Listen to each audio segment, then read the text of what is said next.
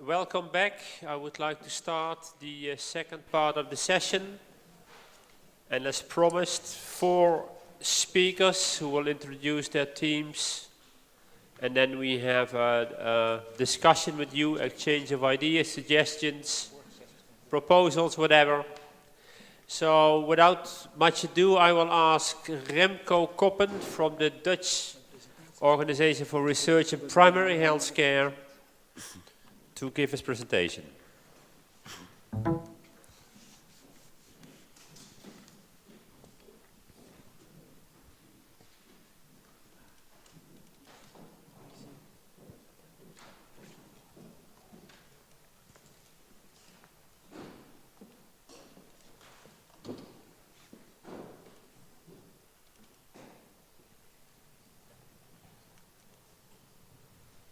Well, thank you, Mr. Chairman, and thank you, FEDERA, for giving me the opportunity to present the first results of a survey we held in October and November last year. Well, in 2014, this is a quote of our Prime Minister, and it contributes to the principle of collect once, use many. And I think this principle is also relevant for the secondary use of health data in scientific research. And I think the previous speakers already mentioned the importance of secondary use of health data. At the same time, these data are also collected or recorded in the context of confidential relation between a patient and his doctor. And this makes that registries with health data contain information that may cause a violation of patients' right to privacy. And therefore these data must be protected. But when researchers have to ask each participant for consent for using recorded data, a lot of administrative actions will be needed for the secondary use of health data. And this is contrary to the call to reduce waste in biomedical research regulation. There's an article which was published last year about research waste. So there seems to be a conflict between 2 interests of citizens. On the one hand, the healthcare research to improve the quality of our healthcare systems, and on the other hand, the protection of health data. And when protection leads to record and consent for each study with data from medical records, such studies will no longer be feasible, and at the same time, research without patients having any influence on their data may have serious consequences for the trust they have in doctors and researchers. Well, to study the views of citizens, we conducted a survey last autumn, and this survey was used in a community-based sample existing out of 1,500 persons. And 731 of them responded to our questionnaire, and this questionnaire was constructed by Nouwt and members of the Advisory Committee on Health Research of the Health Council of the Netherlands and Evert Ben van Veen. Well, and these are the main results of our survey. First of all, our respondents have a high trust in healthcare professionals and also high trust in researchers. And they also say they find improvement of health by research very important, and even 63% finds it a problem when less research is possible due to privacy regulations. Well, common practice in research is that in certain circumstances no consent is asked for using data which is not directly traceable to a person.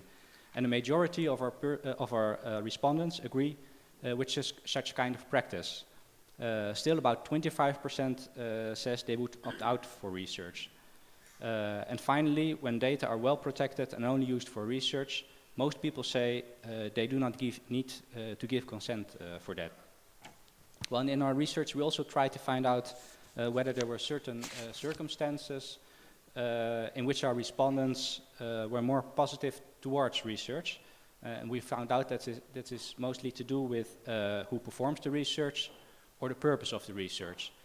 And more in short, it's whether it's commercial research or scientific research. Well, here are the more specific results. We see that people have a high trust in general practitioners and hospital doctors. And even also, it's about 90%. And about 75% has a high trust in scientific researchers. For the more commercial companies, this is somewhat lower. Well, many people agree that the improvement of health research is important. And well, for the results on the next 3 slides, we made a difference between commercial research and scientific research. For commercial research, we described cases in which a company was developing a drug or a medical device with the purpose for more profit. And for scientific research, we described cases that this kind of research was carried out to gain more knowledge, and that this knowledge would lead to improvement of the healthcare system, and this would have a profit for the individual patient or for the community as a whole. And we see that our respondents find scientific research very important, about 90%, but still 60% says that also commercial research is important. Well, when presenting our cases and asking respondents whether they would agree with using their data without their name and address for research without consent, 60% agrees that these data can be used for scientific research. And for commercial research, it's a little bit lower, it's about 50%. So there's a majority that does not have a problem with the use of their data for scientific research without consent. Well, when presenting the cases, we also asked whether they would opt out for such research, and almost 40% opts out for commercial research, which is quite a lot, and 25% says they would opt out for scientific research. Most people who say they do not agree with the use of their data without consent, so people on the slide before, they also say they will register opt-out. Well, these statements are only focused on scientific research. The upper bar says that about 90% of the people agree that scientific research is very important. About 30% says that find it important to decide over his data and find that more important than scientific research. But most interesting for me was the third bar, which says that about 75% does not need to decide over their own data when it's well protected and only used for scientific research. When the previous slide, it was about 60% who said that they agree with the research when no consent is asked, and here it's about 75%. And I think that because we told them that the data is well protected, this convinced the respondents to also agree with this kind of research. So to recap, according to our results, citizens have a high trust in the research community, and the majority does not feel to give consent for the use of their data for scientific studies when measures are taken to protect their data. And therefore, data protection should be in balance with the improvement of health through research. And in my opinion, this is not the case when asking for consent becomes the default. For research with data which are already recorded and well protected against unlawful use. Now, of course, it's very important that researchers handle data with great care. And I think that the research community already has and applies appropriate measures to strongly reduce the risk that data become traceable or that data are used in an unethical or an unlawful way. And with appropriate measures, I mean privacy enhancing technologies, data security, and ethics reviews. And these measures are already standard in research. So therefore, the regulation should allow secondary use for research, for secondary use of data for research, which already meets these standards, without adding the requirement for consent. Thank you for your attention.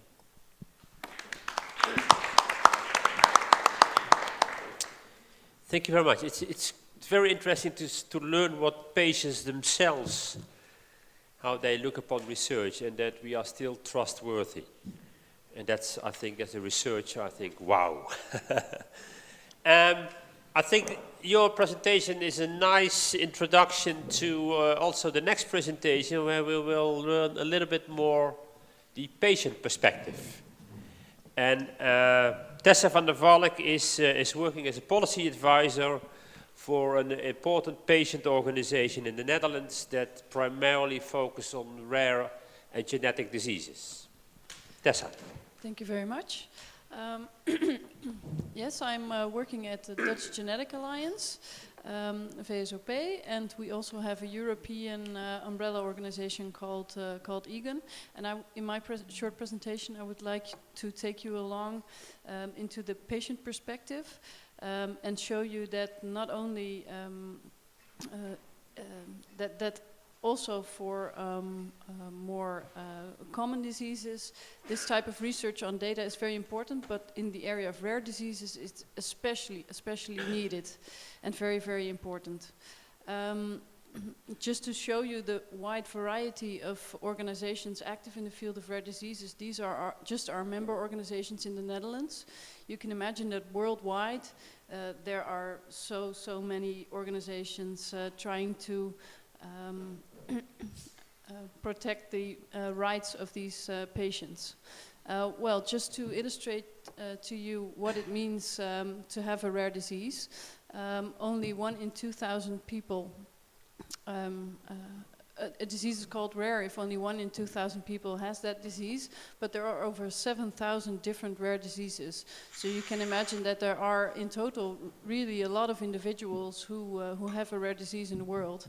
75% of these diseases already show at childhood age, so there are a lot of children with rare diseases, and many of these diseases are very, very serious conditions with a limited life expectancy. In 25% of the cases, it takes really a long time to get a diagnosis, so you can imagine parents taking their children in and out of hospital for years on to find out what's the matter with them. The natural course of these diseases is very much often completely unknown, so you don't know what will lie ahead of you. And there's no effective therapy. So there are only very few diseases, rare diseases, for which there are effective therapies. And it's also commercially not very interesting to invest in developing therapies for these diseases. So in this area, without any international collaboration and data sharing, there's absolutely no progress, because there are so few patients in each of the different countries. If you don't pool this data and effectively share it internationally, there will be no innovation. So what these patients expect from researchers is that they effectively and efficiently share data. So that's exactly what they expect of researchers to do worldwide. You need to use broad consent when you ask these patients for their data, because beforehand you don't know what direction your research will take. I already explained that for most of these diseases there's no effective therapy. Well, actually for a large part of the diseases it's very difficult to find a diagnosis, and if you don't know what causes a disease, you also don't know which direction your research into new therapies will take. So you really need to use broad consent. Maybe because there are relatively few patients per disease, obtaining explicit consent is more easy, and also these patients are really eager to participate. What they will expect from researchers in return is that they are kept informed about the progress of research. So this is something that is quite often not taken seriously enough by researchers from our perspective, but these are patients that are really well informed and they want to know all ins and outs of progress. Just to take you along into one example of such a disease, this boy in this picture is a Dutch boy. His parents took him to hospitals for 2 to 3 years when he was just born, because you could already see that there was something wrong with him, and his development was also delayed. And his diagnosis was actually done by coincidence, because his physician had seen a picture of another child with the same facial characteristics before, so he could look into an international database to compare these children and their physical features. And that's the reason why he has a diagnosis. And his parents have been searching worldwide for children with the same disease, and they now know 23 children.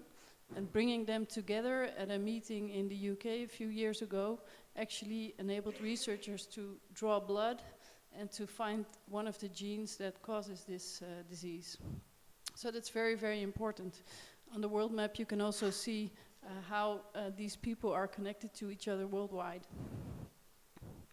And this is not really it is a striking example, but it's not unusual, because patients with rare diseases in general are brokers. They find each other worldwide, they facilitate research, they raise funding, they even set up their own patient registries and biobanks and collect data and tissue from patients, because they too often see that researchers are not effectively sharing with each other. And they share knowledge on the progress of research. So to get back to the issue of privacy, here you can see again the website of this patient organization in the Netherlands. And it actually has the pictures of these 23 children worldwide with their names and locations. And it's more about being in connection with each other and sharing experiences than it is about protecting your privacy in this sense. Just a quick comment on the legal issues. You can imagine that from the perspective of a patient with a rare disease, but also from the perspective of the general public, de-identified, anonymous, coded, people don't understand the small differences between these technical terms. And especially for patients with rare diseases who obviously stand out among the large mass of people, privacy has a really I think special meaning, and if you want to know what it means for these people, then you have to engage in discussions with them and involve them in governance of your data storage and data exchange. So only if you do this in collaboration, you can effectively balance all the different rights these people have, not only their right to privacy, but also their right to innovation and progress. Thank you very much. Thank you. I think this is a very interesting example of patients as brokers for data sharing. Now we are moving over to the third short presentation of Ernst Hafen. He is from Switzerland, probably the only guy in the room who thinks that food and drinks in Brussels are extremely cheap. Ernst, your perspective on data sharing and the role of patients.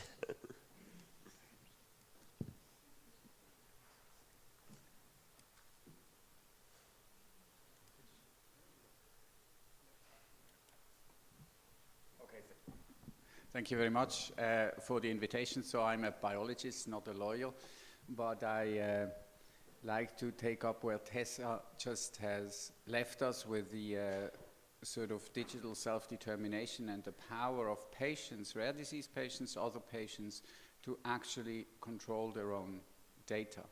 And I would like to say that this is not in opposition to what was said this morning. I think this registry-based research is enormously powerful. We're very jealous in Switzerland where we don't have these registries, and you have a global coverage from day one. What we're proposing here is in addition, that you can have in addition research done that is citizen driven or that the citizen control their own data, like what Tessa just has shown. Citizens have two advantages. First of all, they can control their own data. They can give their consent to what one should do with the data. And as the rare disease patients, they want to have the data researched by the entire community, not only by one particular hospital, etc. So, and they want to be informed.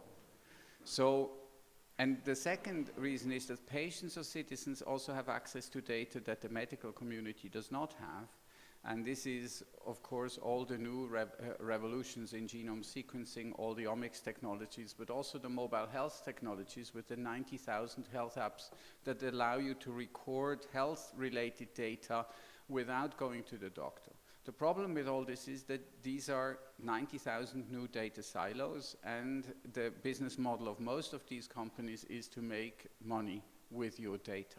And I think this is not where we should be going. I'm taking this picture from the National Research Council on systems medicine, where they compare the human information system with the geographical information system like Google Maps, where basically all the information is integrated on the coordinate system, the latitude and the longitude. In a human information system, where all the data is integrated on an individual person, be that genome, be that its geolocation, be that its fitness parameter, all the blood samples, etc. All this, the coordinate system is the individual itself. And it's only the individual who could potentially integrate all this data, because a doctor, even if you give him consent, he will only have part of this data. And even Google will not have all the data, because some of the data will be with a doctor. So the citizen is in a very, potentially very powerful position, but we need the active participation of citizens to do that. On the other side, this is from the latest report from the World Economic Forum that stresses this asymmetry, this socioeconomic asymmetry in these data-driven economies. And this article by Peter Haynes and Caroline Jungen is certainly very interesting to see how they propose to change that. Our picture of how this looks is that we've actually given ourselves into a digital serfdom in the recent 10 years or so by using all these public services for free, Google, Facebook, etc., because we fed a €1 trillion market, according to a Boston Consulting Group study, and we've really being captivated by all these companies that use the data. And this is now not the medical data, but some of this data is highly relevant for health and public health also, including nutrition. So what we would like to argue that we have to go back to digital self-determination, where we are in the center and control the use of our own data, and then that will not be in contrast to the public good. In contrast, it will actually help the public good, because as in the rare disease case patients, they're ready to share this information to get better treatment, better outcomes, etc. And in the long run, everyone will profit from that. And I will tell you about a project, this My Data cooperative project, which is a project that has been going on for about 3 years to think about how we could empower citizens by giving them the control and the benefit of their data. And so data cooperatives work like banks. You all have your money in your own bank, and you may not be happy with the banks or the salaries of the managers, but you basically decide what you want to do with your money. You invest it, or you have it on a cashing account, or you spend it. It's all up to you, but the bank ensures that the money is safe where it is. And the same thing will be true for this new entity, the personal data, where you also bring the data to a bank, but now this, as a cooperative, it is owned by the citizens itself. It guarantees the secure storage, management, and control over the secondary use of the data. You decide which data you want to provide for research, which part of your personal data, which one you want to share with your friends or with your doctor for a second opinion. And in the end, these cooperatives will participate in this huge data-driven economy, and the revenues will go back to the cooperative, not to the individual members, because the value is in the aggregation of the data, but the members and the society should decide how these revenues will be invested in new research projects and in health literacy program, etc. So essentially, you have all these fragmented healthcare systems that in Switzerland are extremely fragmented, and the drive of the citizens to actually get access and find patients with the same disease and share the information with the entire research community, providing that the access is controlled. So you generate by these different local, regionals, or national cooperatives where members can become members.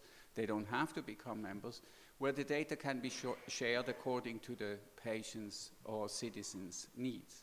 So you'll generate a huge data platform under the control of each individual citizen, where research can be done, where data is accessible for research. In addition to the traditional research that we talk about when we talk about consent, that is driven by the research groups. So who will profit from such an arrangement? The members, or the citizens that are members of these cooperatives, because they will finally have access to all their data, not stored in different apps and medical records, but actually they have copies of their data in their own account. They can actively participate in the common good of health by sharing this data. They will get non-financial incentives like reputation, civil society status, etc. The healthcare providers will also participate, because as partners and people who are generating the data, they will also get a share in the income that is generated from the secondary use of the data. And finally, there is a huge marketplace for new services, apps, and visualization and analytics tools to visualize all these diverse sets of data, from nutrition, fitness, to health data, etc. So it will generate a huge value that is much exceeding the value of these just commercial data that is used now. And why should that be cooperatives? Because cooperatives should be owned by citizens, because they should have the control over the secondary use of their data. The value of the data lies in the aggregation, and so it should return to the citizens, and in a cooperative that is basically owned by the individual members, that is what will happen. Cooperatives cannot be bought, they cannot be taken over by Facebook or Google, and a cooperative forms with one member, one vote are ideal, because personal data is really the only value that every person in the world almost has the same amount of. We're all billionaires when it comes to genome data. We all have 6 billion letters in our genome, for example. So there are huge challenges to get these such cooperatives going. We're not saying that we have the final solution, but I think it is a democratic solution that turns the whole data-driven economy around towards the citizen. So in Switzerland, we have a political motion to promote digital self-determination by introducing the right to a digital copy of everything you do, medical records and non-medical data that you do on the web, to get a copy of that into your account. And then that is part of the constitution, because today in the 21st century, we should define a person also as the imprint or the shadow in the web. Trust is the main issue. It is about accountability, and it is about the possibility to know at any time who has accessed your data for what purpose, and that is the role of these cooperatives. Transparency by using open source, open standards.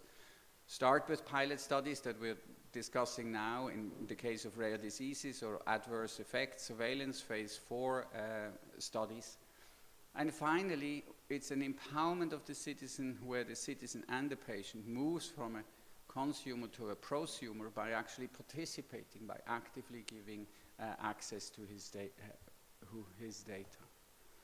So finally, being at a conference that is dominated by lawyers, I think I wanted also to quote at least one Lawyer John Rawls in the 1970s published this book on the theory of justice, and he argued there that the most just form of a democracy would be a property-owning democracy, where every citizen not only has a vote, but he also has property which he can participate in the economy.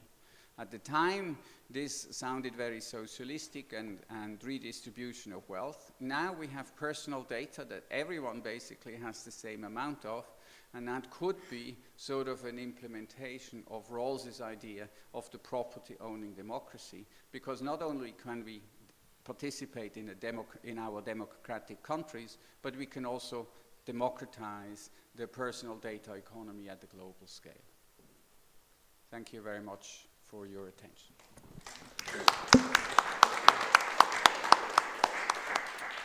Thank you, Ernst, for the beautiful message that we are all billionaires. But we have to share it, to make use of it. That is a very good message. Peter Knight, may I invite you to be the last presenter in this session. Peter Knight is from the National Health Service in the UK, and he will give us a perspective of how the National Health Service is dealing with data sharing and data protection. Peter, the floor is yours.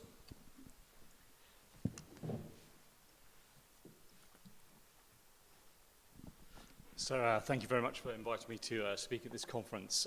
The beauty of going last is you can listen to all the other speakers and work out what they've said, and then you can say something different, hopefully. And what I intend to do today is really talk about some of the work I've been doing with the department over the last 10 years. When we talk about the Department of Health, we talk about the Department of Health in England, just to be quite clear. I don't represent Scotland, Wales, or Northern Ireland in this context. And of course, we actually do collaborate very well as devolved administrations, but I just think it's important to recognize that context. What I'm intending to do is just give you a bit of context of the complexity of the system, look at what our current legal framework is, look at our policy framework, because that's quite important, and then move down to where we see the future legal framework going and the challenges, and then present a world ideal order, which nirvana would be ideal in this space. And then leave you with a most amazing quote by a professor I would have loved to serve under. Okay, so this is the health service as it stands. It is a complex environment.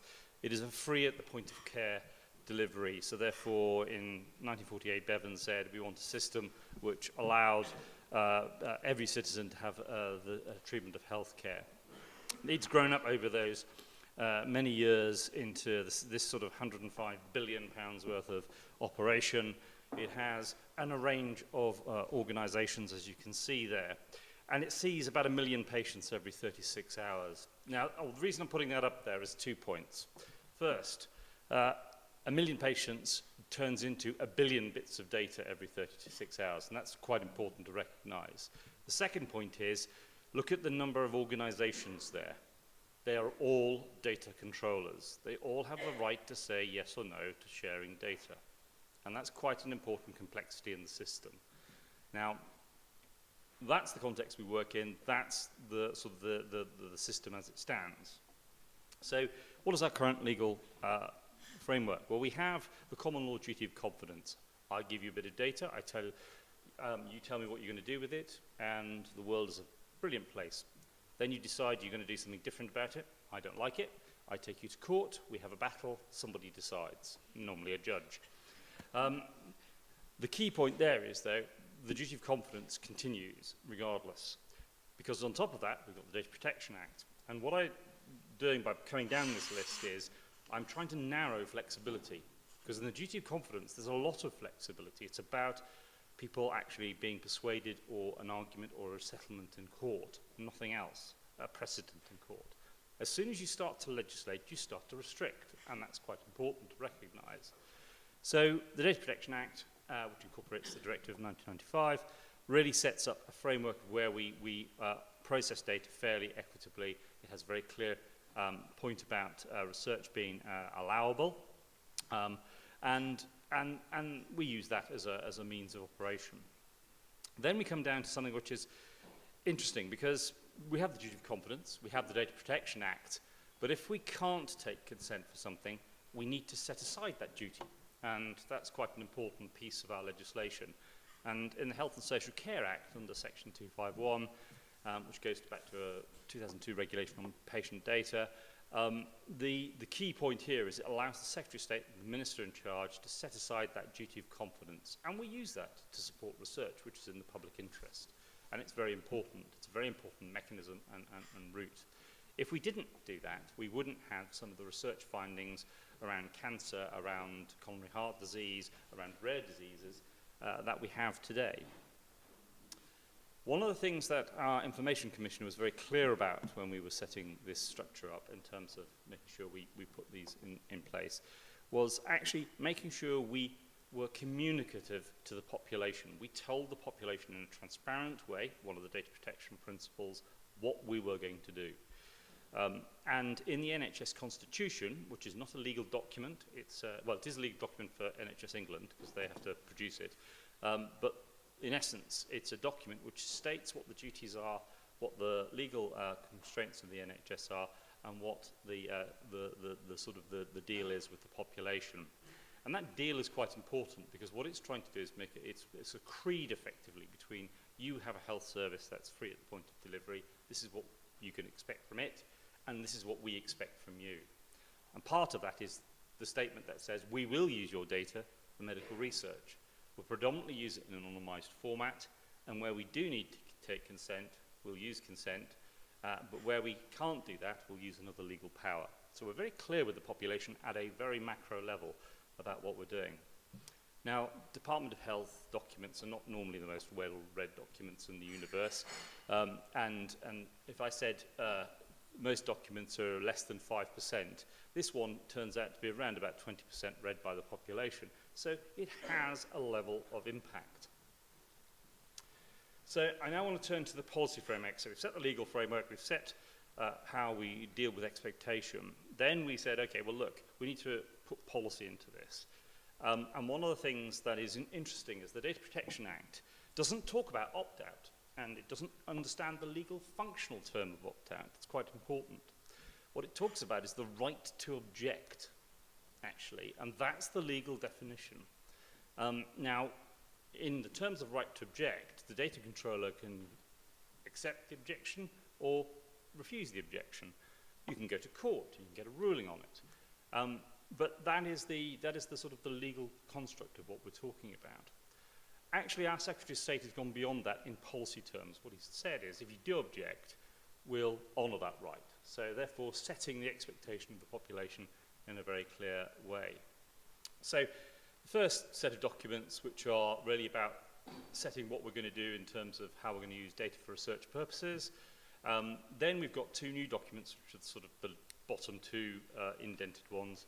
And what they're trying to do now is set out an expectation of where we're going to go in the next 5 years with data use, and also set a set of criteria about making most of the data in routine care available for research purposes. The interesting part about the one in the middle, the power, which is all you can see on the slide, I think, of information, that does very much around talking about what's been talked about recently, which is set out very clearly about the right to access data, right to see your data. And we're going to, by 2018, have that right in primary care. So if a citizen wants to see their data, they can see their data. They actually have legal powers to do that already in the Data Protection Act, but this is actually making it a very transparent and visible thing. So the future legal framework, and this is where I start to get very worried. And I get very worried on a number of fronts. Having spent 10 years setting up a structure with a citizen-centric model where people actually know what to expect, understand what to expect, I then have various texts that are coming through. So we have the original text, which was issued in 2012, which we quite liked because it was actually quite pervasive in terms of research. It was well orchestrated. It wasn't complex. You could understand it. Then we had the Parliament text, resulting through the Libe work, which basically did something which I couldn't quite get to grips with. And one of the things that's been said today is primary and secondary use of data. And in health research, I find that quite an anathema, because the reality is, actually, my Secretary of State has two duties. He's got the first duty is to provide a healthcare system. The second duty is to improve the quality and outcome for patients. Therefore, how can you have a differential between primary and secondary care processing? I do not understand that concept. It absolutely defeats the whole object of the healthcare system that we have in place. And therefore, you have to think about it in not those terms. And I know people use those terms regularly, but we've tried to expunge it from all of our policy documents in the last 5 years because it's not a helpful structure to work with. And then eventually we've got the council text, which is only part developed. It looks like it's heading in the right direction, but actually there's still a lot of work to go and there's a lot of room to connect with the different parts of the articles. So my proposition is we need to have a very sensible proposal that balances the balances off the right of privacy, but also being part of an educated society where healthcare provision and the increase in the quality of care that's produced, and the result of that is research has to be conducted to enable that, is actually put into some context sensible. So my view is, I think a single EU-wide law is absolutely sensible because that's what the granularity of our world is. And if you think about the clinical trials regulation that's just gone through, that is exactly what's happened, and it's proportionate. It's taken what was a directive which was quite disproportionate and organised it in a way which is sensible. So the challenges. Well, we've got 3 texts, we've got a lot of debate, and I suspect a lot of negotiation to go through in the next few months, if not years, if we're not careful. So I think that's interesting. I think there's a duty for each member state to make sure that they can conduct healthcare provision and certainly have medical research at not just a member state level but wider. I think global issues are vital in this space. And bearing in mind most research is done on a global level. So we need to have the right deal, and we need to stop this artificial sort of secondary data processing position against the primary function of collecting the data. So what would I like in the ideal world? Well, this is my ideal world. It's not a particularly rocket science ideal world. It's trying to be pragmatic and sensible and trying to get to a situation where actually some of the innovations that Ernst was talking about becomes an actual reality. So balance the rights of privacy and being a part of society. That is a deal we have with every EU member citizen. Draw no artificial distinctions between primary and secondary processing of data. And also recognize there are differences in provision of healthcare system. So there will be a need to have some variance in some way, shape or form. And at the end of the day, each nation has a different sort of creed between its population and its healthcare provision. So if you go to Denmark, it's a very different creed to say that of the UK in some respects. So, but it's actually a sensible collaborative creed. And I don't see that diversity needs to be overcome with the legislation.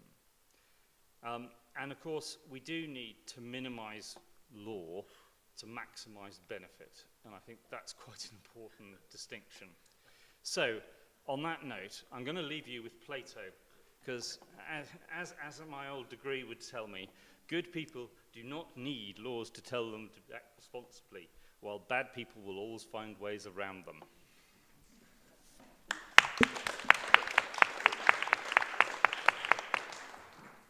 Thank you, Peter. I think it's very appropriate that you challenged already the title of this whole symposium and making us aware that this distinction we make between primary and secondary data is actually a barrier that we create ourselves. So thank you for pointing that out. I think we have luckily enough time for discussion, sharing ideas, and I will hand over gladly the microphone to the moderator who will guide you through the next 30 minutes. Sjaak. Thank you for giving me this important job to do. Thank you, speakers, for your presentations. And well, before we start the discussion, let me introduce myself. I am working as a legal advisor on health law at the Dutch Medical Association. And one of the issues I'm addressing there is medical confidentiality, privacy, and IT in healthcare. And what I would like to stress is that one more thing that we didn't hear yet this afternoon, before and after lunch. We heard already very interesting opinions, dilemmas, conflict of interest between the self-determination or the patient privacy versus the public interests or the citizens' health, or which could be and should be improved by medical scientific research. Now, this conflict of interests is also one of the issues. One of the issues that also play a part is the medical secrecy, which is not a secrecy right of the doctor, but is a right of the patient. And this secrecy thing has two important interests. First is, of course, the individual privacy, the protection of the individual privacy of the patient and his health care, his personal health, by being free to hand over any sensitive information about your complaints to the doctor, while being sure that the doctor will not disclose this information to any other person. And the other interest is a more public interest, the public interest of every citizen in a society to have free access to their doctor. Also by having this trust in confidentiality that whatever it is that you or your child or whoever has, that you are not reluctant to see the doctor if necessary. Now, these aspects of confidentiality is of course also playing a role in the background of the discussion that we are addressing now. And I would like beforehand would like to give you that with you for the discussion. So I understood that there are several questions announced already, and I assume that also the speakers before the lunch are being invited to respond on that. Is that correct? Okay. So who can I give the floor for the first question? Over there. Or two? The microphone is coming. Please wait. Yes, thank you. My name is Peter Swire. I'm a professor at Georgia Tech in Atlanta, Georgia. And I have an announcement of a health privacy conference that's going to be live streamed next Wednesday. So I wanted to tell about that. And then I have a comment to the group. So next Wednesday for International Data Privacy Day in Atlanta, we're having a 4-hour session on health privacy. And the first panel will be technologists. One of them has new data about how you can predict postpartum depression from people's Facebook posts, their public social media posts. Another example is somebody who's working with autistic people with wearable devices that can help them function, but it gathers a huge amount of personal information. So there's new technologies beyond the traditional registries that are posing issues. The second panel, which I'll moderate, is the legal and ethical implications and how to handle that. You can find it without knowing a URL if you put in Data Privacy Day Atlanta. And that's a good enough search that you can find it. It will be live streamed next Wednesday, and it will be archived after that if people are interested. I was going to ask a question on that, but instead I'd like to make an observation from my experience in the United States. In the late 1990s, I worked in the White House as the lead White House person for the HIPAA medical privacy rule. And at that time, research and privacy were a huge issue. In fact, the people I was working with thought it was the single hardest issue that might stop the entire privacy rule if we didn't get research right. And so in the United States, which you think sometimes we get it right, often you think we don't get it right, but on this issue, we ended up having 4 different ways to do research consistent with privacy. And that was so that the researchers could have a good story about how to do essential research, but we also had privacy protections. So the 4 ways is, first is consent, patient consent. Second is with an ethical review by an institutional review board, which could be either in a university or not. A third is technical measures through de-identification.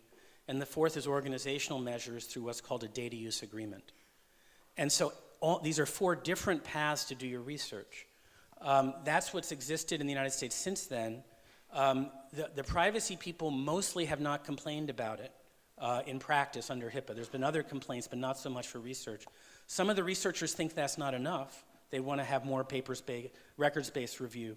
But the fact that there's 4 different paths that allow flexibility beyond consent is something that's a big feature of this very large system. And it may be that there's some lessons learned or some things to look to there as you're trying to convince the parliament, et cetera, how to move here. So I offer that for your thoughts. Okay, thank you very much. You also had a question, and then in the back. I personally find it quite difficult to accept the proposal that we should mix up primary research and secondary use of data. Because there, the medical point of view, there are 2 different worlds. There's the world of the medical care in which full identity of data is necessary. I can't imagine having operated on a patient XYZ, anonymized. And then the secondary use of data is the field of research in which you should, of course, discern between primary research, which is primary data, and then secondary research on public health data, etc., etc., etc. So I can't see how you would put them together and submit them to the same rules. Thank you very much. Which of the speakers can explain that there is no difference between secondary and primary? Since I propositioned it, I better explain it. So my concept is not necessarily about the types of research or the use of research. It's about seeing the data as a continuum. That's the whole point about it. So you generate data in routine care. That data is actually quite important for observational, for RCT type activity. And what my proposition is that actually what we tend to do is put artificial barriers into getting it. And I'll give you a good example. We've just done a review called the Caldecott Review. And in that review, organizations and people in organizations put data privacy above clinical risk. So there's a disproportionality about how you treated the data and the risk of data. And that's the thing I worry about. And hence that's why I think you should see the data as a continuum, that actually you do primary activity in terms of giving care, but also the data then becomes useful for basic science and then forwards into translational science. So yeah. It is, absolutely. Okay. Thank you very much. In the back, there is a question. The microphone is coming. Are there any other people who want to raise a question? Already? Okay, then we go ahead. Thank you. My name is FEDERA from the University of Zurich. I was a bit struck in the discussion of the sort of some of the presentations in the first panel, and it seemed to me that there was this kind of idea that there is a very strong distinction between an individual interest and the common good or the public good. I think it was in Johanna's presentation. And I wonder whether conceptually that is very helpful, because a personal interest in health, and health itself is a common good, and an individual has a personal interest in health. So I wasn't sure, and maybe that's why I'd like some more explanation, why we keep making that distinction and putting these two, the individual interest and the common good, as in such sort of contradictory or antagonizing positions. And my point here is the same conceptual clarity that we might require, as you said, about secondary uses and primary uses, we might need at a higher level, actually, in what we understand as individual interests and common good. But that's my comment. And my question to Peter was, you mentioned that states have to have the opportunity and the right to improve their healthcare systems according to the arrangements they had with their population. So in sovereign states should be able to do that. The question, though, is how does this play out when the kind of research we need, not simply for the healthcare system, but more generally, it is not confined to a national, to one state. So the idea is that we do link data from different states. We have the registers that are more international rather than national. isn't then useful to have some sort of agreement for that level of research? Peter or Joanna? Do you want to comment on the first one? And then Okay, yeah. Next one. Okay, no, I don't mean that there is a very exact or a distinction between the common interests and private interests.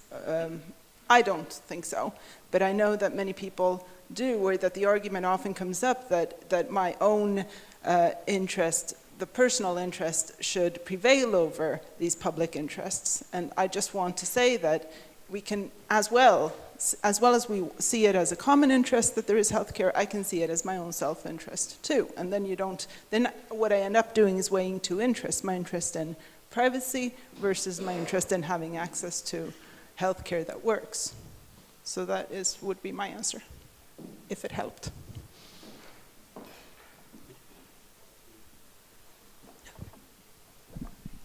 So on the other point, I don't think there's any difference of what we're saying actually. The reality is that you would start to see federation of agreements, and we have that already. So we have safe areas where we exchange data, and the international linkage group, certainly Oxford are part of it from our side, and I know it goes Canada, US, and the Antipodeans already have those things in place. The reality is that actually when you're studying at that level with that sort of data linkage, you're doing it at a population anonymized size anyway, and it tends to be in that order of sort of a magnitude. But you know, I don't disagree with what you're saying. Thank you. Anyone else who wants to share an experience or raise a question to one of the panelists? Yes, over there. The microphone is coming. Fourth row.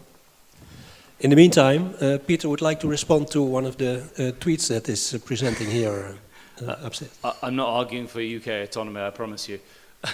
It's hugely important that we are seeing as Europe, and it's not about lighting any touch papers. So you know, the reality is, I think we need a single European law on this space, and it needs to be the right law. So I take exception to the point.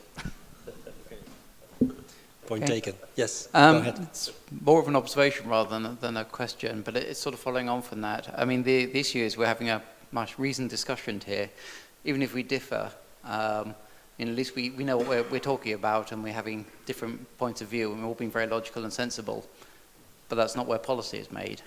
To give an example, after the problems with the caredata.org, an attempt to change the data protection framework for health in the UK, there's a lot of publicity about this. One of the things one of the privacy campaigns put up on their website was saying that if a GP asks you to share your data, you should refuse, and there is no loss to you. Okay, there is no cost to you for saying do not share my data, and that's clearly not true. And this is something which we've been discussing in quite detail here about, you know, the public versus the private interest. But the thing is, this is not necessarily where the decisions are being made. And I do think something we perhaps haven't addressed yet is our logical, sensible discussion here doesn't necessarily translate into logical, sensible discussions in other places. Okay, thank you. I saw some hands here and there and there and there. First, we start from in the front and then we go backwards. Yeah, I just wanted to say that following on from mentioning the Caldecott review in 2013, previously we had 6 principles for information governance in health care in the UK. And following on from that review, there's a 7th principle that has been added, which says that the duty to share healthcare information, personal identifiable patient information, may be just as important as the duty to preserve patient confidentiality. So this is a principle now that is actually instituted in the NHS system. Thank you. Just a remark. I was a bit surprised by the clear-cut and hard distinction one made between personal interest and common interest. I think we should, in that discussion, put on between the two concepts, the benefit and the stakeholdership. If society is paying for my healthcare, society has a stakeholdership, and this brings along an element of interest in personal. I think the two concepts should be put between in the discussion between personal interest and common interest, is benefit and stakeholdership. Okay, thank you for your work. As a privacy lawyer who does not know too much about healthcare, it struck me, especially this morning, that I heard a lot of criticism on the concept of informed consent, and I heard various speakers who were demanding exceptions for the healthcare system. What strikes me is that the problems that we have when healthcare meets strict rules, the strict rule of informed consent, that the problems, that those are problems we know from a lot of other areas. So that I'm wondering whether we are here really discussing healthcare issues or generally privacy law issues. Just to tell you a few examples, I am of the opinion in completely different contexts that, and I've used that term before, that that informed consent is fetishized, is treated as a fetish in privacy law, because well, what is a fetish? A fetish is an object that is thought to have powers which it doesn't really have. It is sort of taken for granted that this is of utmost importance for self-determination on the one hand. On the other hand, the last of us who learned the lesson was when we saw how it worked with the cookies online, with the click fields. I mean, is that really about self-determination there, or is it about something else? Bureaucracy, just sort of the feeling of having to have rules. Also the thing with consent is that on the one hand, many privacy advocates take it for granted that it is important, but on the other hand, they discuss restrictions on where consent should not be easily acceptable, with children, for example, just to say one example. So my point would be, and apart from consent, what is also a discussion we have in many other areas of privacy law is the balance between the interests of the individual, or what he thinks are the interests of the individual, and the common good. This is nothing which is in particular which just applies in particular to the healthcare area, but these are problems of privacy law as we have them, and of the suggestions for privacy law reform in Europe in general. Okay, thank you for your question. I will ask Evert Ben to respond on this. Maybe I can explain that in the Netherlands we have, when a patient is asked to give informed consent, he is asked, in fact, two informed consents, one from a privacy perspective and one from a medical confidentiality perspective, that to make it more complicated. Evert Ben will explain it as a lawyer. I just want to say that you are right, that this fetishization of consent, making informed consent into a fetish. There is a privacy lawyer in the Netherlands, Moreel, I don't know her first name, she gave her inaugural lecture early last year, and she also said that it should be more about fair use, like the Federal Trade Commission does in the US, than about consent. But we are not so optimistic that we are going to change the whole perspective on the regulation in the European Parliament. So we have chosen one target, where it's more obvious, the common good is more obvious, and the problems with consent are very obvious. We are not, I mean, you should organize another seminar then if you want to raise that problem in general. Here we have shown, I hope, that how it works in healthcare and why they're more or less disastrous in the long run. Just one very quick comment from, to the answer to that. What I sometimes hear from the regulators is there are so many interest groups coming to us and saying we love we love your plans for a reform, but please don't apply it to us. That is the regulator's point of view, and that is an answer to what you've just said. Thank you. There was a question over there and then over here, or the other way around, if you don't mind. You go first, please. Yeah. Two very short points. The first is, you hear a lot of about consent fetishism and the problems of consent and so forth. There's the other side is, I heard a little bit from the panel today, was research fetishism. That research is wonderful and there's no problems and so forth. For example, I would like to hear your comments on that. It's possibly not always all it's cracked up to be, particularly genetics and genomics research hasn't delivered necessarily what it maybe promised. The other point was we're always talking about the competing interests, the individual and society. But in medical data, some genetic data is the most obvious example of this, but family records and so forth.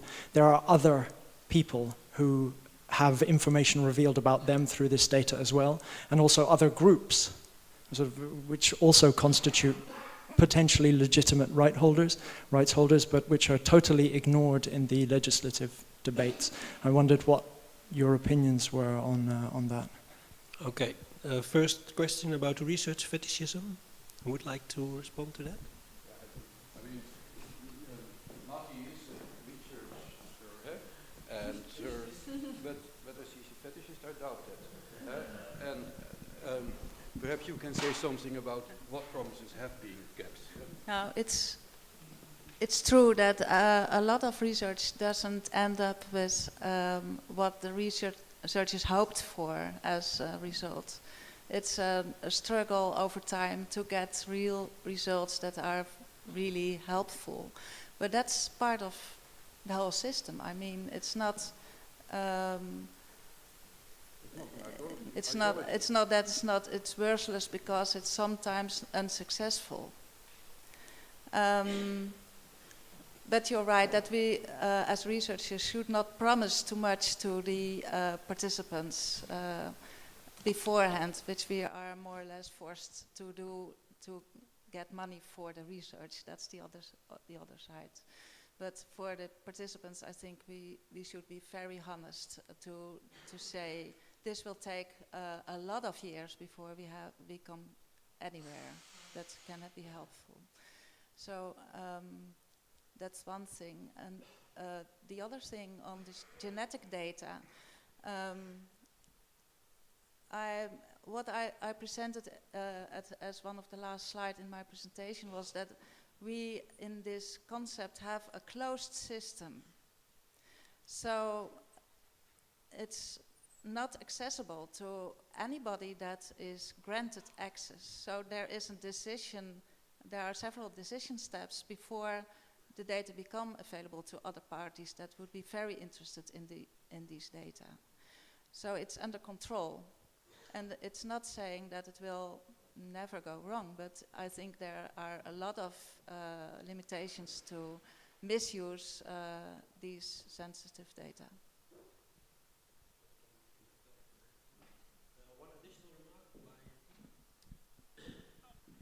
I think it's important to recognise two things about research, and I think the first is research takes a long time. So we track research from basic idea to it being pervasively used in the healthcare system, and it takes about 17 years. So the time to prove what you're trying to prove, the safety and all the rest of the parameters, it just takes a long time. So I think it's not a fetish, it's just a long process, first point. Second point is the value of doing that process is important, and I'll give you a good example. Crash 2 trial, which ran, picked up something that was discovered in 1928 in Japan, and it took almost that length of time, 90 years, to get it into use now, what that does directly for a patient benefit, and it took a lot of research with data to work this out, what it does for the patient benefit is it stops them bleeding out in A&E and gives the surgeon an extra half an hour to an hour of time to deal with the individual. That was discovered and is now used in theatres of war and battlefield situations, okay, because that's important for trauma, etc. I guess the balance here is about that understanding that it takes a long time to do the research. You can't, you know, some research does bring negative positioning because actually we're trying to prove something. It's either positive, negative, or indifferent. So it just takes time, and that's what I would say. But that's why you need data for long periods of time, and you need it consistently. Thank you. 5 minutes, thank you. The question is... yes, medicine was mentioned, and I think there is something special with medicine. We have a change of paradigm. We had the evidence-based medicine, which was mainly based on randomized trials and these kind of studies, very clearly regulated by informed consent and so on. But now the generalized evidence synthesis is coming because it was learned that these trials are often performed under artificial conditions, and this has to be linked to data from routine and data nearer to medical care. And that means you have to put together very, very different data sources. And for these situations, and we need this in order to prove the effectiveness of treatments. In order to do this, informed consent is a very difficult concept because you can do this for every prick, but not for the linkage of all these. Thank you. In the back, over there, is another question. And then I saw a hand over there. Thank you. First of all, if I may say, what became very apparent in all discussions is the fact that we are permanently speaking about the consent of the patient, but the consent has something to do with the self-determination and not with the privacy. And there was a word fetishism used. I would say it's a hypocrisy, because in fact you can do everything you want if you have somebody's consent. It absolutely do not protect this person against anything. It protects the data controller in the court. So I think we definitely need to dichotomize this idea of privacy in terms of protecting the data from non-legitimate or use or like IT intrusion or leak from the self-determination. And about also the self-determination, we heard about this cooperative of citizens, and I was a little bit kind of, how to say, perturbated by the notion almost of ownership related to the data. It was saying my data in terms that we can decide what is done with it and to have a monetary retribution back. I would like to make a parallel with what is existing elsewhere in research in relation to the human tissue. I think it's commonly agreed that actually nobody really owns human tissue. It's a chain of custody. Somebody is responsible to maintain its integrity. But the word of ownership of tissue, at least in Europe, is deemed not appropriate. You will not find it in any contract. So actually, did we ever thought about using this notion in relation to the health data? And I would also like to ask people to think about their perception of difficulties we relate to data and how it can be wrongly used by commercial organizations if we don't say personal health data, but we say health information.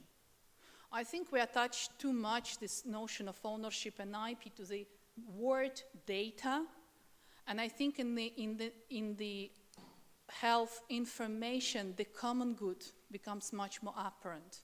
And I think we should think much more about speaking about the custodianship of health data rather than attaching the notion of ownership to it. Thank you. Okay, thank you very much. You had two questions, one about self-determination and one about the ownership of health data or patient data or health information. Yeah, would you like to respond? I would like to respond to the second part of your question about the ownership and the monetary incentive. I think you raised a very important point, and we don't want to go down that route that you can sell your data in the United States. This is something that is happening, but I think this is the wrong way, as you pointed out, for organ or blood donorship. I think the value is not in your own data set, it is in the aggregation of the data set from the entire community. But I would argue that this value should go back to the community, i.e. the cooperative, and not to the individual. So you should not be paid for what you share, but the community should participate. If you look at alternative models like Patients Like Me or 23andMe, those are commercial entities and they sell your data for a service they give you, but they make money with your data. And I think that's not a sustainable model. We have to find an alternative model in Europe that is more towards the common good. Okay. Thank you. Is there a microphone already? Here in... You don't need a microphone. Okay, go ahead. I think it's the last question.